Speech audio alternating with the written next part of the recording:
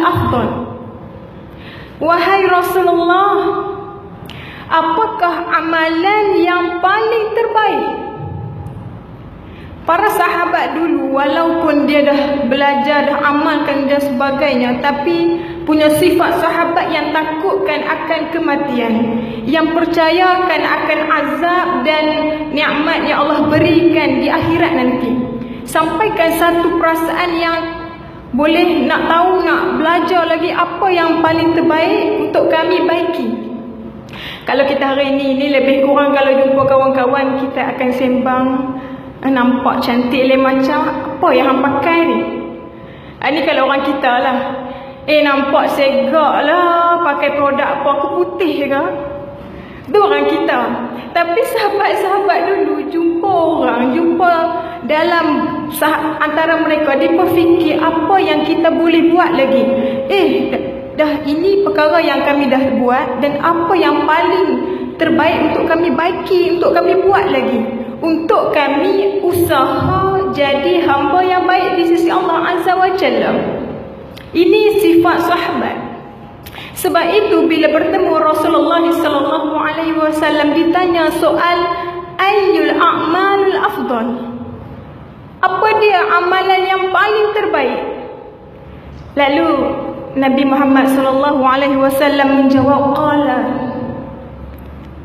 as-salatu ala waqtiha. Yang pertama sekali Nabi jawab, amalan yang paling terbaik ialah as-salatu ala waqtiha. Semayang nombor satu.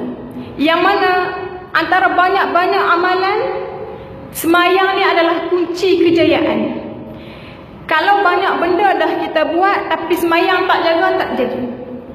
Sebab itu ramai yang ada masalah-masalah, ramai yang hidup tak tenang, ramai yang ada gangguan emosi, tak tahu nak cari jalan, nak mula kok mana ni.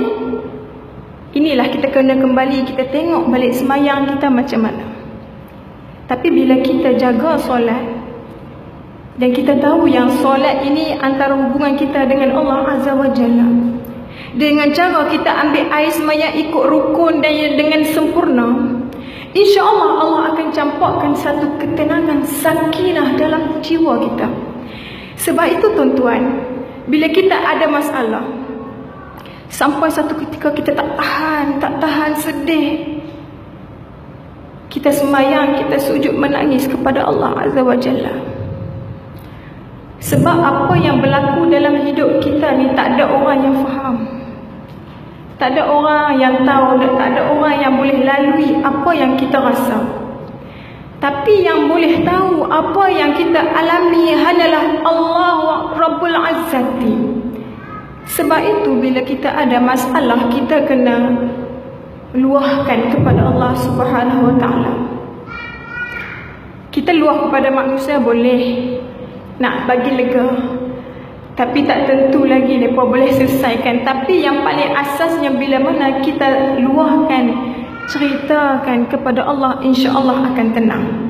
Sebab itu bila ditanya, yang pertama kali solat.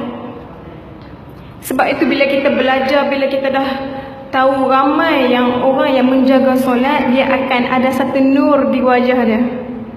Kita tengok dia jadi sedap, tenang kan. Dan pengurusan kehidupan dia tersusun, cara dia pun lebih berhikmah. Inilah ciri-ciri yang orang yang menjaga solat. Dan bila sahabat dengar kata okey, solat nombor satu, sahabat tanya lagi, qultu summa ayyu. Sahabat tak puas hati, kalaulah solat nombor satu, subhanallah, tapi apa lagi selain daripada tu? Apa lagi amalan kebaikan yang terbaik? Sahabat dah tahu, kata mungkin yang pertama semayang kena jaga. Inilah rupanya amalan yang paling terbaik, dan inilah amalan yang Allah akan tanya nanti. Bila sahabat tanya, summa ayu, apa lagi amalan yang paling terbaik? Nabi SAW menjawab, birru al-walidain. Amalan yang terbaik yang kedua setelah solat ialah buat baik kepada kedua ibu bapa. Kadang-kadang bila kita tak tahu perkara ini, sebab itu kita anggap perkara ni mudah. Kita anggap remeh. Dan kita tak tahu sebenarnya punca kejayaan, punca nak selesaikan apapun masalah dalam hidup kita. Tanda-tanda orang yang berjaya bila mana dia boleh bahagiakan kedua ibu bapa. Bila dia menjadi anak yang berbakti, anak yang baik kepada mak dan ayah dia, insya-Allah Allah akan bagi jalan kemudahan untuk dia mencipta kejayaan. Sekali kita akan tengok sejarah-sejarah, kisah-kisah yang bukti